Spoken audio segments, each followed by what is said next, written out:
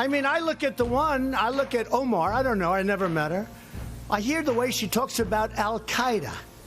Al-Qaeda has killed many Americans. She said you can hold your chest out. You can, when I think of America, when I think of Al-Qaeda, I can hold my chest out. When she talked about the World Trade Center being knocked down, some people, you remember the famous some people? These are people that, in my opinion, hate our country. I remember when I was in college, I took a terrorism class. And is that a such thing? Yeah, there was. So there is a lab for that? There was a class that you. Do you go to a lab? No, you go out a field trip. We learned the ideology of. I'm glad you do that. And so it was the thing that was interesting in the class was every time the professor said Al-Qaeda, he sort of like his shoulders went up and he's in command here. Al-Qaeda, Hezbollah. He's an expert. I mean, I think there isn't a debate about whether Trump is a racist. I would say our country should be more fearful of white men across our country because they are actually causing most of the deaths within this country. We should be profiling, monitoring, and creating policies to fight the radicalization of white men. All right, well, the resolution likening the boycott of the Jewish state to boycotts of, get this, Nazi Germany and the Soviet Union. So when you see Ilhan Omar proposing what's called a BDS, which is boycott, divest, and sanction of Israel, and liken it to boycotting Nazi Germany, you say what? It's amazing. She's not only comparing Israel to Nazi Germany, which is absurd, she's using it to promote policies to actually discriminate against Jews. And that's what a boycott of Israel is. It's not just a boycott of the Israeli government. She's talking about justifying and legitimizing the right to discriminate against Jews because of their relationship to Israel. Absolutely. Well, it depends on President Abbas, the Palestinian leader. He made a decision. He made a decision. Instead of choosing to embrace peace with Israel, he made a pact with Hamas, a terror organization committed to Israel's destruction. I stand before you, the daughter of Palestinian immigrants. So I can't stand by and watch this attack on our freedom of speech and the right to boycott the racist policies of the government and the state of Israel. When the world treats everybody one way and the Jew or the Jewish state another way, there's only one word for it: anti-Semitism. Let us call out the BDS movement for what it is. We must also be vigilant against bigoted or dangerous ideologies masquerading as policy, and that includes BDS. So the BDS movement has not distanced itself from Hamas, a designated foreign terrorist organization. BDS supporters individually are not distancing themselves from Hamas either. It is wrong to be blaming all Israeli and Palestinian violence, quote, as being due to an occupation. Last Friday, Fatih Hamad, a senior Hamas official, called upon Palestinians worldwide to kill all Jews. This is a senior Hamas official just before the weekend. During a closed meeting in October 2017 between Hamas chief Sinwar and Gazan youth about reconciling with the Fatah movement, Sinwar stated that the time spent discussing recognition of Israel is over, and now Hamas will instead discuss when they will wipe Israel out. I was reading your literature. I found that much more interesting than the talk. And I found some interesting things about the MSA, which is an organization that's very active on campus, and it is hosting our annual Hitler Youth Week. You should come out to those events. If you could clarify the connection between the MSA and Jihad, because last I checked, we had to do our own fundraising, and we never get help from anyone. So if you could clarify the connection between UCSD's MSA. I remember when I was in college, I took a terrorism class. Because the connection wasn't too clear in the pamphlet, just if you could clarify. Will you condemn Hamas here and now? So the BDS movement has not distanced itself from Hamas, a designated foreign terrorist organization. BDS supporters individually are not distancing themselves from Hamas either. Will you condemn Hamas here and now? I'm sorry, what? Will you condemn Hamas? would I condemn Hamas? As a terrorist genocidal organization. Are you asking me to put myself on a cross? So you won't. I actually have had this experience many times. You didn't read the pamphlet because the pamphlet is chapter and verse. The main connection is that the MSA is part of the Muslim Brotherhood network as revealed in the documents. I don't think you understood what I meant by that. I meant if I say something, I'm sure that I will be arrested for reasons of Homeland Security. So if you could please just answer my question. If you condemn Hamas, Homeland Security will arrest you. If I support Hamas, because your question forces me to condemn Hamas. If I support Hamas, I look really bad. If you don't condemn Hamas, obviously you support it. Case closed. I have had this experience. I had this experience at UC Santa Barbara, where there were 50 members of the Muslim Students Association sitting right in the rows there. And then when the question period came, the president of the Muslim Students Association was the first person to ask questions. And I said, before you start, will you condemn Hezbollah? And he said, well, that question is too complicated for a yes-no answer. So I said, okay, I'll put it to you this way. I'm a Jew. The head of Hezbollah has said that he hopes that we will gather in Israel so he doesn't have to hunt us down globally. For it or against it? For it. Thank you.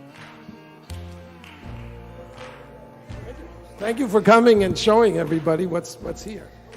And you're wearing a terrorist neckerchief. Hitler didn't want to exterminate the Jews at the time. He wanted to expel the Jews. And Haj Amin al-Husseini went to Hitler and said, if you expel them, they'll all come here. So what should I do with them? He asked. He said, burn them. I'd better give you the straight answer. I think Zionism, the idea of building a state of Jewish farmers on Arab land in the Middle East, is a stupid idea to begin with. I've always thought so. And I think so the idea of Israel's right to exist is now that it's there, has no play with you. Many states are founded on injustices or foolishness and bad ideas. And boundaries are drawn by all kinds of political. It doesn't mean that anyone can just come and evict or destroy them. And I'm not saying that, but I think I'd have to say, so as not to seem shady, I've always thought it's a silly, messianic, superstitious nationalist idea, and it's a waste of Judaism. And it guaranteed a quarrel with the Arabs because it meant we're going to take away from you what's most precious, your land. So Walter received the Balfour Declaration, and I have a copy here. And I wonder if I could possibly ask you to read it for us. Yes, indeed. Yeah.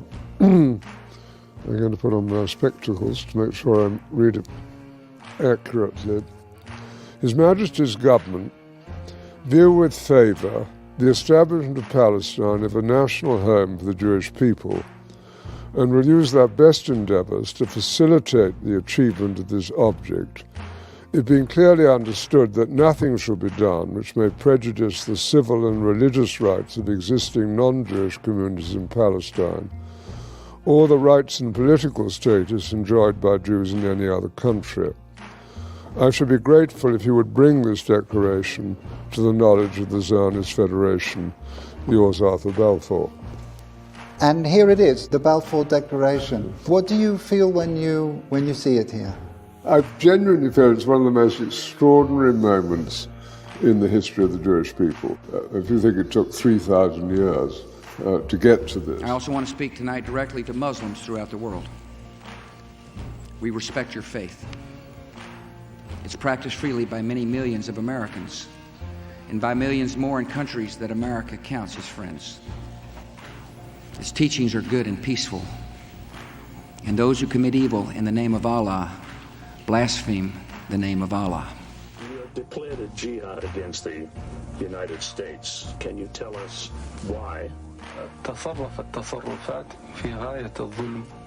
The US government has committed acts that are extremely unjust, hideous, and criminal through its support of the Israeli occupation of Palestine. And we believe the US is directly responsible for those killed in Palestine, Lebanon, and Iraq. Due to its subordination to the Jews, the arrogance of the United States regime has reached the point that they occupied Arabia, the holiest place of the Muslims, who are more than 1 billion people in the world today. For this and other acts of aggression and injustice, we have declared jihad against the U.S. CARE was founded after 9/11 because they recognized that some people did something. It's not some people who did something. It's terrorists who killed almost 3,000 Americans. And we should talk about it that way. We should talk about it with deference. And it was not taken out of context, by the way. There's a lot of claims that it was. Of course it wasn't. And I think everyone should just look at the clip and decide for themselves. For this and other acts of aggression and injustice, we have declared jihad against the U.S. Boycott, divest, and sanction of Israel, and liken it to boycotting Nazi Germany. On campus, and it is hosting our annual Hitler Youth Week. You should come out to those events. Hitler didn't want to exterminate the Jews at the time. He wanted to expel the Jews. Yeah, he's in command here. Al-Qaeda, Hezbollah. He's an expert.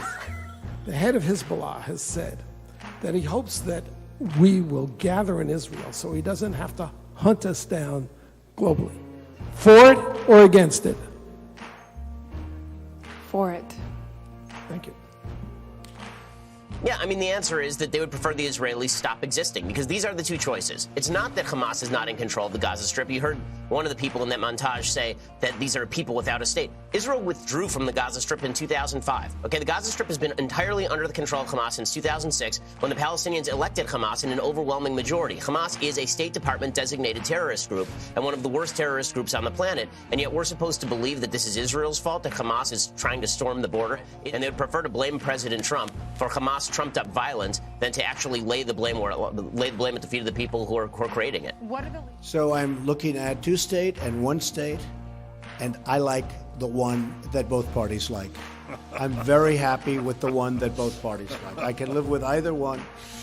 I thought for a while the two-state looked like it may be the easier of the two, but honestly, if Bibi and if the Palestinians, if Israel and the Palestinians are happy, I'm happy with the one they like the best. As far as the embassy moving to Jerusalem, I'd love to see that happen. We're looking at it very, very strongly. We're looking at it with great care, believe me, and we'll see what happens. Yeah, he's in command here. Al-Qaeda, Hezbollah. He's an expert. We are running against a president who is a pathological liar, a fraud, a racist, a sexist, a xenophobe. No socialist ever comes to socialism by studying economics deeply. No socialist says, I have studied the history of socialism, I've figured out what the flaws are, and I know it's going to work this time. I would argue that liberals have failed us, and we have been sold this meme of Islamophobia, where every criticism of the doctrine of Islam gets conflated with bigotry toward Muslims as people. Right. And that is it's intellectually ridiculous. Even it gets so hold on, are racism. you the person who understands the officially codified doctrine of Islam? You're the interpreter of that, so you can say, well, this is... I'm actually well educated on this topic. I'm asking you. So you're saying if I criticize you're saying that Islamophobia is not a real thing. That if you're critical of something... Well, it's not a real thing when we do it. Right. Well, no, it really isn't. I'm not denying that certain people are bigoted against Muslims as people. And that's a problem. Big of you. But why are you so hostile about this? It's gross. It's racist. It's not. But it's so not. It's like saying those stateless, shifty Jew. You're not listening Absolutely to not. what we are saying. I think most socialists who are more articulate, in their heart of hearts, they know that they want power. They say, yeah, it's going to be democratic, but I'm going to be the one who gets elected, or I'm going to be the wiser person who's going to be wielding power on behalf of the community. And then I hear Representative Omar say, oh, America's a terrible place. I thought there'd be justice, and there's no justice here. And it's like, well, she came here, and we fed her, we clothed her, she got welfare, she got school, she got health care, and then, lo and behold, she has the honor of actually winning a seat in Congress, and she says we're a terrible country. I think that's about as ungrateful as you can get. And so, I think there isn't a debate about whether Trump is a racist. But since the day that I'd gotten elected, I'd said to people, it is not if he will be impeached, but when. So it is time for us to stop allowing this president to make a mockery out of our Constitution. It's time for us to impeach this president. I look at Omar, I don't know, I never met her. I hear the way she talks about Al-Qaeda. Al-Qaeda has killed many Americans. She said, you can hold your chest out. You can, when I think of America, when I think of Al-Qaeda, I can hold my chest out. When she talked about the World Trade Center being knocked down, some people, you remember the famous some people. These are people that, in my opinion, hate our country. He's in command here. Al-Qaeda, Hezbollah. He's an expert.